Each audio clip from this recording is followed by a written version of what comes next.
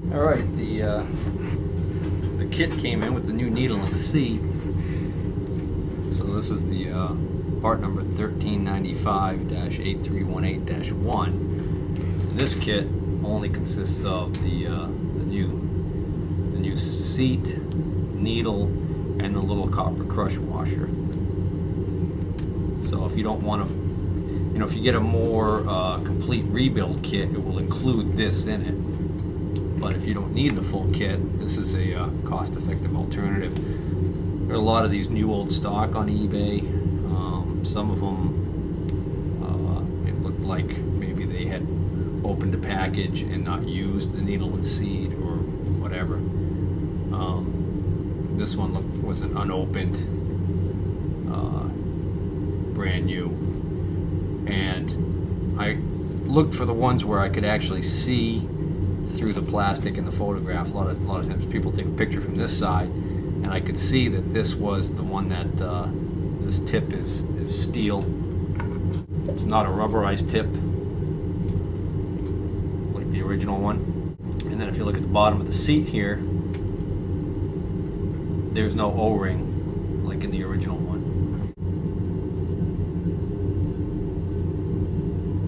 So now I'm going to install this, and I'm going to set the float heights and everything just like I did in the previous ones. And I'll pick up the video once I get this all straightened out. Getting ready to install the carburetors again. Before I can put in the bottom carburetor, I have to put back in this little drip tray. Clean that up. And before I put the drip tray in, I just vacuumed out a lot of the debris that was down here. Now, getting way down into some of these spots is kind of tough with the vacuum cleaner hose. So what I do is I improvise a little homemade crack and crevice tool. All I do is take a small piece of hose, wrap a cloth around it, jam it down in there, and it makes tight enough a fitting, airtight enough so that I get some suction here and can reach down and suck out a lot of the debris that's down there. Some of the bigger pieces that won't go through here, I can still use this almost like a vacuum pickup tube and pick up the pieces and then just pull them off. And that worked out well. At the risk of showing my ignorance as to outboard motors, I do not know what these lines are for. There are ports right on the side here. There's one at each location next to where each carburetor ports to, and I just don't understand what their purpose is. They're interconnected. The hose that interconnects them does not seem to be suffering from the same problem as the hose that was carrying the fuel line. They almost seem to be like some sort of vacuum port or something. But there's 3 taps. They all interconnect, and then this line right here runs over to a port down here on the side of the motor. But what I noticed was that this line here is actually pretty loose.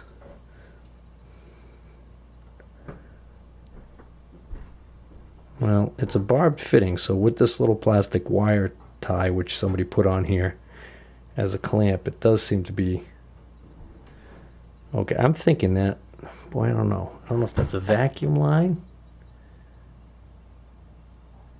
or would that be water? Well, I'm going to leave that alone for now. I guess I could have held off on the vacuuming until after I got these old gaskets off. I don't know if these were, somebody used gasket sealer on these, or if they've just been on here so long that that's why they've stuck to it, but they're really on there. It's kind of a pain in the ass because of the studs being in the way. It makes it a little bit trickier. Doing my best to shave off the majority of it with this razor blade scraper. And then I'll use a small soft wire wheel on a Dremel tool to reach in there and finish cleaning it. Well, maybe I won't even need to do that. This is working well for the most part.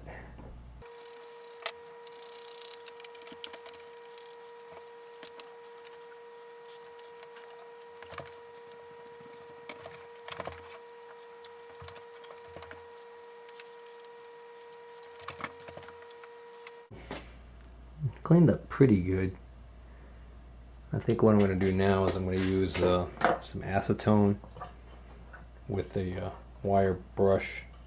Hopefully this doesn't eat through this plastic container before I get to use it.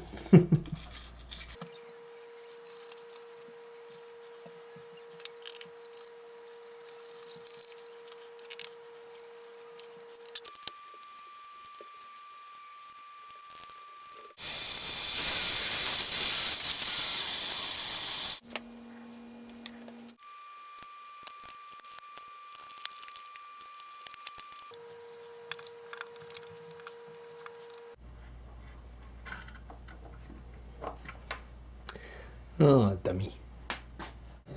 I had to remove this tray in order to get the bottom carburetor out. So obviously, I have to put this tray in after I put the bottom carburetor in. I don't know where my mind is this evening. It's not on the job.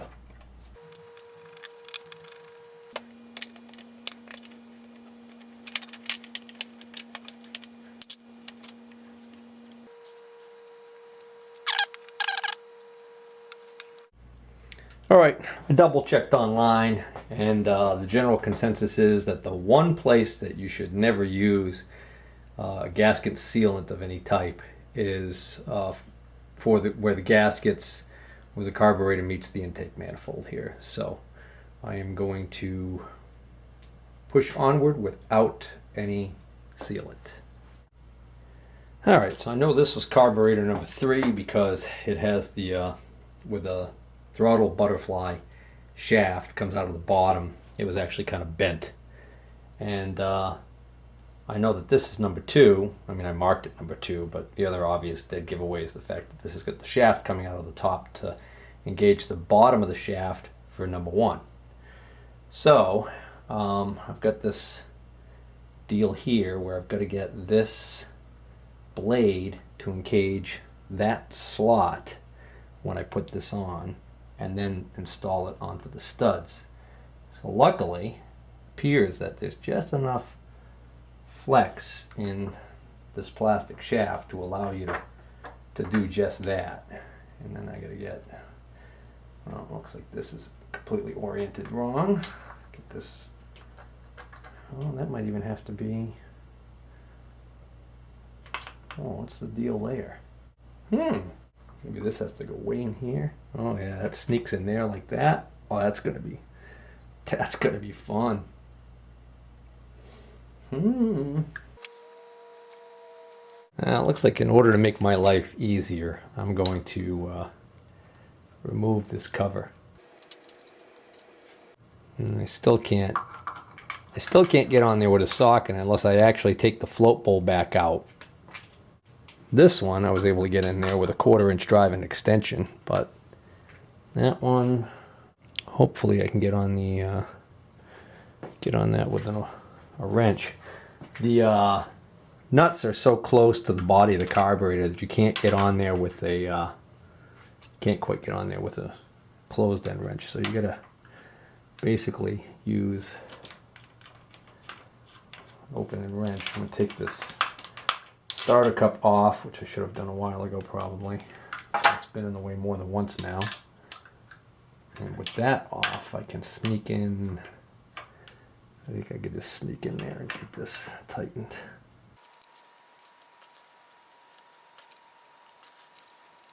That should do it. Now I gotta sort out these fuel lines. Alright, to make my life easier, because this is such a tight spot in here, I put the fuel line onto the barb fitting before I even cut it to length first. And I'm going to have to use a hose clamp in here, so it's a good idea to think ahead, because I can see that when I put this on, that I can't have the hose clamp on this way, because then I'm going to have trouble if I need to tighten it. I want to be able to get a screwdriver in here to tighten this, so best bet would be to have it on like this. So I'll get that clamp on.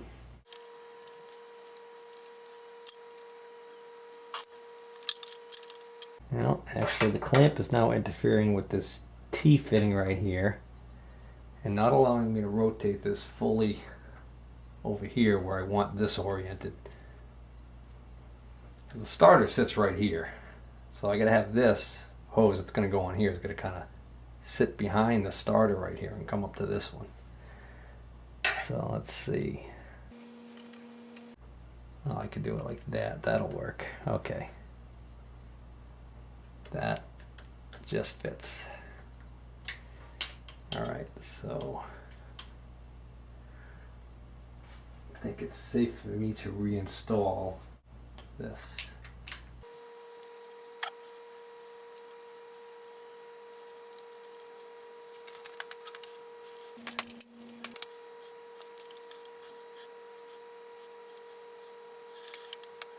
So this hose is going to run from here. And it's going to be a tricky one,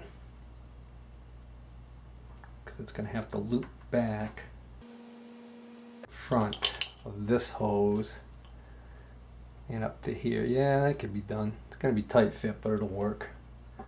This hose actually, this end of this hose was installed in something before, so it's kind of not fitting very well.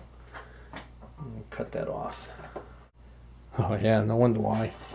This is actually got a slit cut in it right here. I must have been using this on some application where I was forcing it onto something that it didn't belong onto or something. I don't know. You know, somewhere I have some good tubing cutters. Oh, found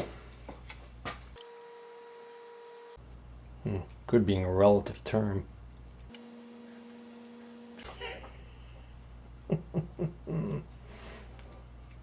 These aren't that good after all. They're downright junky, as a matter of fact. Alright, so let's see. Gonna have to have the clamp on this way. Facing the wrong way. I want to get in there to tighten this one. I want this screw head on this side. Dummy. Alright. Well, what I can do is I can cut this to approximate length right now, and then cut it back later.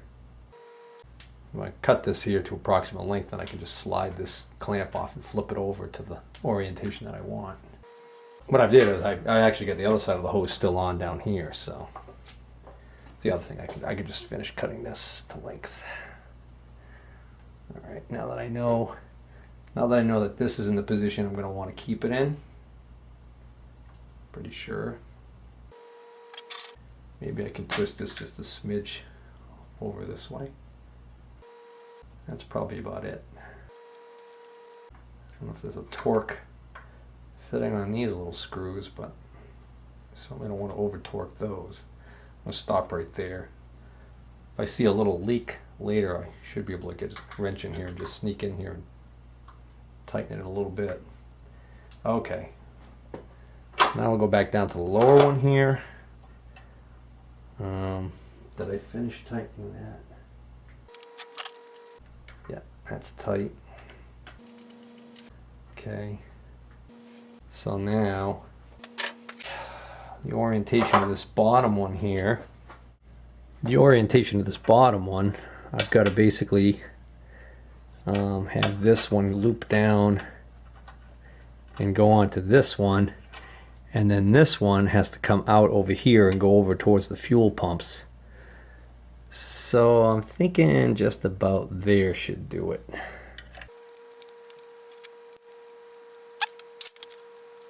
So that right there should do it. Oop, almost Got to put a clamp on there. Oh, that looks like it could have maybe even been a little bit shorter. No, not really, because I mean the end of the nipple is probably about here. So if I had made this any shorter, I would probably start to kink right in here. So I actually can live with that. Well, I'm going to orient this one this way. Any one of these clamps that I'm going through all the finicky trouble of orienting so that I can get to them easier. And any one of these might completely be obstructed by something that comes later. For instance, the whole plate that goes up in the front of the motor here. Got that whole plate that goes up in the front of the motor here. You've got the ignition coil assembly mounts in here. So, got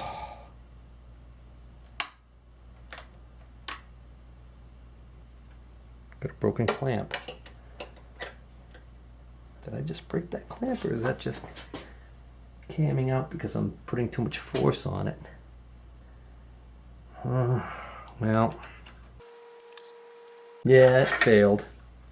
Now's not the time to leave that in there and find out later that it won't tighten.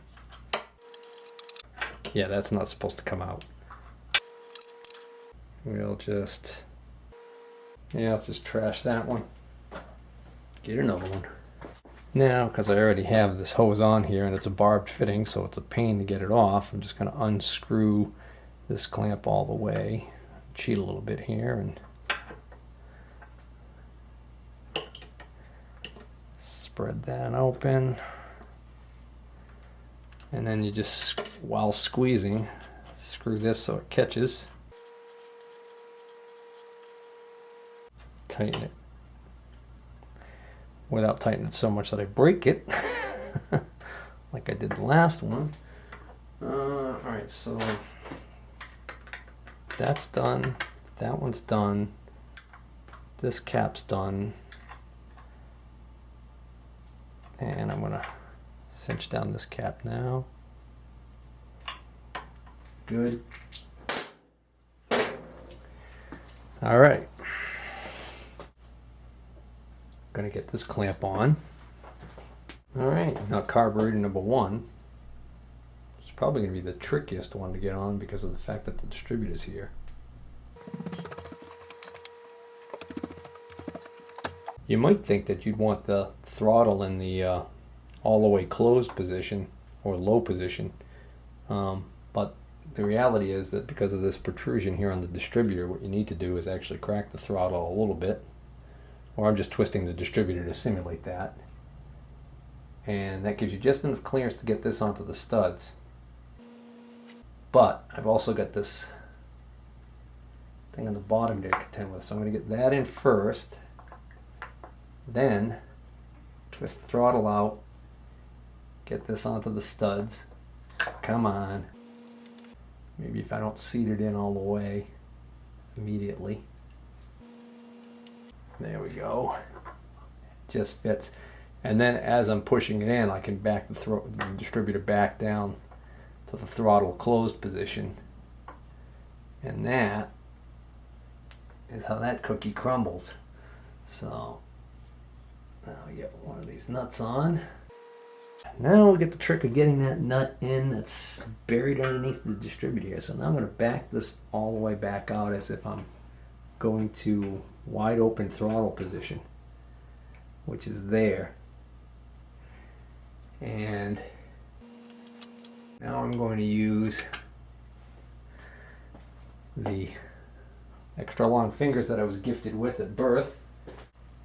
Let's see, I left all of the nuts on the studs, I thought, for this carburetor, for these carburetors. I must have taken the top ones off and not done that. So I'm missing one.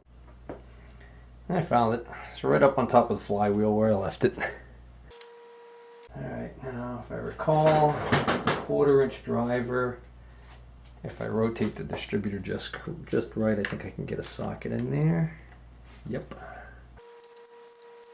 And this side is the same as the other ones where there's no way to get a socket in there and make that happen. So we've got to rely on a open end wrench. Looks good. Now this, we got to find a happy place for this to live, as Bob Ross would say. Because I've got to have this line right here. It comes out of this bottom one. It's got to come up and go right here. And then this line's going to go behind the starter and make its way down there to the fuel pump.